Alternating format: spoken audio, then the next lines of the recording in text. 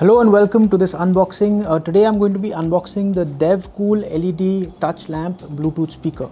So this is a portable speaker, as you can see. The model number is written CL671 and it's by Devcool. And let's see, what does it say over here. So these are the different buttons it's got. Conversion mode. Okay, let's go ahead and open it up. What else do you get? So you get the speaker in the box and you get a charging cable. Pretty minimalistic. So it says smart lamp with speaker over here at the bottom. And let's see, there is a USB port, you have a micro SD card, there's AUX input. This is your 5V DC input for charging it, your on off switch. And there are various buttons over here. There's your mode, that I'm assuming is your reset button.